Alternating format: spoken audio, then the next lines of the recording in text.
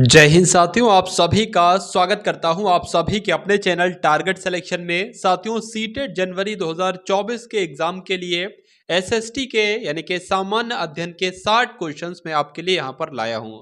तो इन 60 क्वेश्चंस को साथियों अगर आप देख लेते हैं तो बहुत ही आसान हो जाएगा एग्जाम को क्रैक करना आपके लिए। तो सुपरफास्ट तरीके से चलेंगे, बहुत तेजी के साथ यहां पर से प्रश्न आपकी स्क्रीन पर से गुजरेंगे और एक एक प्रश्न को साथियों आपको रट लेना है अगर आप सीटेट का एग्जाम क्वालिफाइड करना चाहते हो। तो पहला प्रश्न आपकी स्क्रीन पर है कि जिस काल का कोई लिखित विवरण उपलब्ध नहीं होता है उस काल को क्या कहा जाता है? तो प्रागैतिहासिक काल उसको कहा जाता है।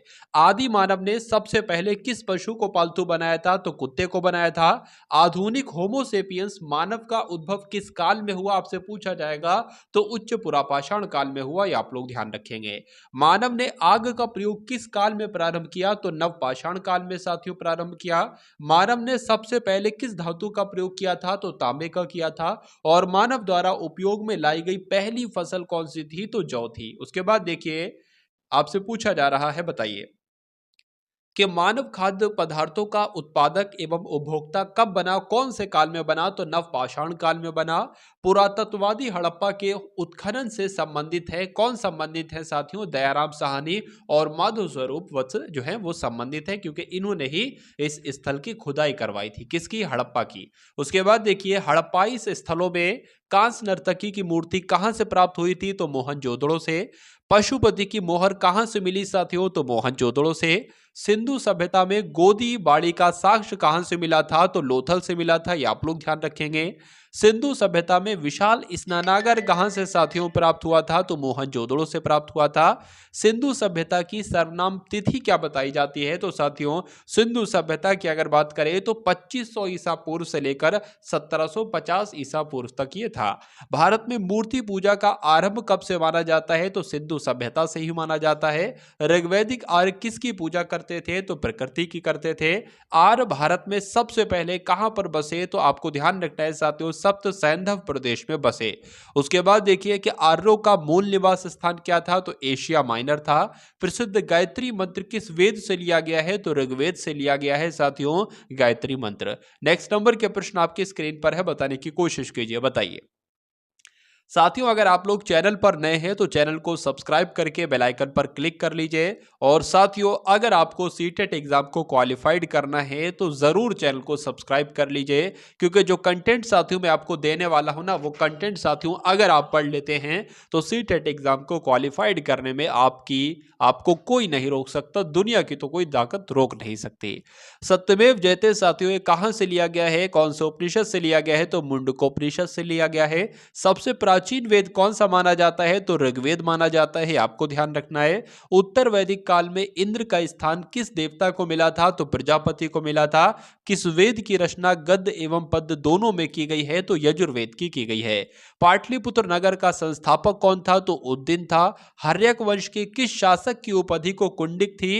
यानी कि हर्यक वंश का कौन सा शासक था? तो अजातशत्रु था। और अजातशत्रु को साथियों कुंडिक की उपाधि दी गई थी। ये क्वेश्चन की अगर बात करें तो साथियों जो वन लाइनर प्रकार के मैं आपको यहां पर प्रश्न करवा रहा हूं ना, ये एग्जाम में ऐसे भी आ सकते हैं या थोड़ा सा लेंथी क्वेश्चन करके भी पूछा जा सकता है। जैसे कि अगर बात करें ना, काला शोक के बारे में आपको बताया जाएगा। पहले काला शोक की 3 से 4 आपको जानकारी दे दी जाएगी, फिर आपसे पूछा जाएगा बताइए काला शोक की राजधानी इनमें से कौन सी है? तो पाटलिपुत्र, आपको ध्यान रखना है। इस प्रकार से प्रश्न पूछे जाएंगे। सिकंदर की बात बहुत सारी जानकारी आपको दे दी जाएगी, फिर पूछा जाएगा कि सिकंदर के समय पर मगध पर किसका शासन था? तो धनंद का शासन था। इस प्रकार से प्रश्न आपसे पूछे जाएंगे, तो ये बात भी आपको ध्यान रखना है। चलिए उसके बाद देखिए साथियों सर्वेक्षत्रात्मक अर्थात क्षत्रियों का नाश करने वाला किसे कहा गया है? तो महापद्म नंद को कहा गया है। सिकंदर कहां का शासक था? तो मकदुनिया का शासक था। सिकंदर एवं पुरुष के बीच प्रसिद्ध विस्तार या झेलम का युद्ध साथियों कब हुआ? तो आप लोग ध्यान रखेंगे 326 ईसा पूर्व में हुआ।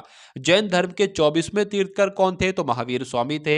महावीर स्वामी ने जैन धर्म में पूर्व से प्रतिपादित 4 महाव्रतों में से कौन सा 5वां व्रत तोड़ा? तो ब्रह्मचर्य, आपको याद रखना है, ये तोड़ा। जैन धर्म के त्रिरत्न कौन कौन से थे? तो सम्यक ज्ञान, सम्यक दर्शन, सम्यक आचरण, आपको ध्यान रखना है, ये जैन धर्म के त्रिरत्न थे। चलिए महावीर स्वामी ने किस भाषा में अपना उपदेश दिया था? तो प्राकृत भाषा में दिया था। महावीर स्वामी का जन्म कहाँ पर हुआ था? तो वैशाली में इनका जन्म हुआ था। महात्मा बुद्ध ने अपना पहला उपदेश कहाँ पर दिया था? तो सारनाथ में दिया था। और प्रथम जैन संगीति कहाँ पर आयोजित की गई थी? तो पाटलिपुत्र में साथियों आयोजित की गई थी, आपको ध्यान रखना है। उसके बाद देखिए साथियों के बौद्ध धर्म के त्रिरत्न कौन कौन से हैं? तो बुद्ध, संघ, धम्म, ये आपको तीन याद रखना है। ये बौद्ध धर्म के त्रिरत्न हैं। महात्मा बुद्ध द्वारा दिए गए प्रथम उपदेश को क्या कहा जाता है? तो धर्म चक्र प्रवर्तन कहा जाता है, यह भी आपको ध्यान रखना है। प्रोफेसर अमर्त्य सेन ने विकास का आधार क्या माना है? तो जन कल्याण को माना है। किस कांड के कारण असहयोग आंदोलन को बंद करना पड़ा था साथियों? तो चौरी चौरा घटना, आपको ध्यान होगा, ये कई बार आप लोग इसके बारे में पढ़ चुके होंगे। सीमांत गांधी के नाम से साथियों किसे जाना जाता है? तो खान अब्दुल गफ्फार खान को सीमांत गांधी के नाम से जाना जाता है। और भारतीय राष्ट्रीय कांग्रेस की प्रथम महिला अध्यक्ष कौन थी? तो एनी बेसेंट थी, ये आपको ध्यान रखना है। सूर्य की तीव्र किरणों द्वारा झुलसने से वायुमंडल की कौन सी गैस हमारी रक्षा करती है? तो ओजोन परत हमारी रक्षा करती है। शांत पेटी किस रेखा के दोनों ओर पाई जाती है? तो भूमध्य रेखा के साथियों। प्रकृति का सुरक्षा वाल्व किसे कहा जाता है? तो ज्वालामुखी को कहा जाता है। ये क्वेश्चन साथियों बहुत इंपॉर्टेंट है और आपके एग्जाम में पूछा जा सकता है कि प्रकृति का सुरक्षा वाल्व किसे कहा जाता है? तो ज्वालामुखी को कहा जाता है। विश्व का सबसे ऊंचा ज्वालामुखी पर्वत कोटोपैक्सी ये कहां पर स्थित है? तो इक्वेडोर में स्थित है, ये भी आपको ध्यान रखना है। उसके बाद देखिए साथियों अगले नंबर का प्रश्न आपकी स्क्रीन पर है कि हिमालय कैसा पर्वत है? तो यह वलित पर्वत है। पठारी क्षेत्रों में विश्व की कितने प्रतिशत जनसंख्या निवास करती है? तो 9% जनसंख्या निवास करती है। भूकंप में धरातलीय तरंगे कैसी होती हैं? तो तरंगे होती हैं, ये आपको ध्यान रखना है। नवीनतम पर्वतमाला कौन सी है? तो यूराल है। हिमालय की उत्पत्ति किस भूसन्नति से हुई थी? तो टेथिस सागर से हुई थी। विसुवियस ज्वालामुखी किस देश में स्थित है? तो इटली में स्थित है, आपको ध्यान रखना है। वायुमंडल में सबसे अधिक ओजोन कहां पर केंद्रित है? तो समताप मंडल में साथियों है, यानी कि स्ट्रेटोस्फीयर में है, ये भी आप लोग ध्यान रखेंगे। पृथ्वी की सतह से सबसे दूर वायुमंडलीय परत किस नाम से विदित है? तो बहिर्मंडल के नाम से साथियों जानी जाती है। चरक और नागार्जुन किसके दरबार के शोभा थे, यानी कि किसके दरबार में थे साथियों? तो कनिष्क के दरबार में थे, ये भी आप लोग साथियों ध्यान रखेंगे। और किसने बड़े पैमाने पर स्वर्ण मुद्राएं चलाई थी? तो कुषाण शासकों ने स्वर्ण मुद्राएं चलाई थी बड़े पैमाने पर, यह बात भी आपको ध्यान रखना है। भारतीयों के महान रेशम मार्ग किसने आरंभ किए? यानी कि भारतीयों के महान रेशम मार्ग किसने आरंभ किए? तो कनिष्क ने किए साथियों। शुंग वंश के बाद किस वंश ने भारत पर राज्य किया था? तो कर्ण वंश ने साथियों राज्य किया, शासन किया था, ये आपको ध्यान रखना है। चलिए उसके बाद देखिए साथियों नेक्स्ट नंबर के प्रश्न आपकी स्क्रीन पर है और दो प्रश्न आपकी स्क्रीन पर हैं और ये दोनों प्रश्न आज की क्लास के अंतिम प्रश्न साथियों हैं। सबसे पहले मैं आपको देखिए बता देना चाहता हूं कि जो भी क्लासेस टारगेट सिलेक्शन पर चल रही हैं उन सभी क्लासेस को आपको देखना है, उनको तैयार करना है। उसमें जो कंटेंट आपको दिया जाता है अगर वो तैयार आप कर लेते हैं तो मेरा ऐसा मानना है साथियों कि एग्ज़ाम क्वालिफाइड बहुत आराम से हो जाएगा। देखिए एक बंदा होता है कि जिसकी बिल्कुल तैयारी नहीं हुई है, तो अगर उसकी बिल्कुल भी तैयारी नहीं हुई है तो उसके लिए मैंने एक प्लेलिस्ट क्रिएट की है, उसमें कुछ क्लासेस आपको मिलेंगी। मेरा मानना है अगर उन क्लासेस को आप देख लेते हो तो सीडीपी, ईवीएस की तैयारी, हिंदी की तैयारी आपकी बहुत आराम से हो जाएगी साथियों, ठीक है ना। और एग्ज़ाम से पहले पहले मैं आपको मैराथन भी दूंगा और वो मैराथन भी आप लोग देखिएगा, बहुत फ़ायदा उससे आपको एग्ज़ाम में मिलेगा। क्योंकि सीटेट मुझे ऐसा लगता है कि सारे एग्जामिनेशन से सबसे आसान जो होता है ना वो सीटेट होता है, ठीक है। सीटेट की अगर आपको पेडागोजी समझ में आ गई तो ये समझ लीजिए 150 में से 70 प्रश्न तो आप ऐसे ही कर डालोगे बहुत आसानी से, ठीक है। तो पेडागोजी की भी मैंने वहाँ पर वीडियोस दी हैं प्लेलिस्ट में, उसका लिंक मैं आपको कमेंट सेक्शन में दे दूंगा, वहाँ से जाकर साथियों आप लोग उसको देख सकते हो।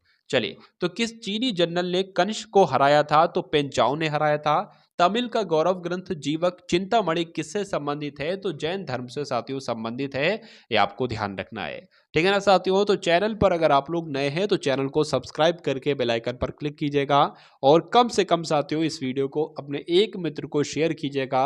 क्यों? क्योंकि क्या पता उसको इन क्लासेस की आवश्यकता है, इन क्लासेस की ज़रूरत है, ठीक है ना साथियों। तो सीटेट एग्जाम साथियों बहुत आसानी इस तरीके से आपका क्लियर हो जाएगा, कोई दिक्कत नहीं है।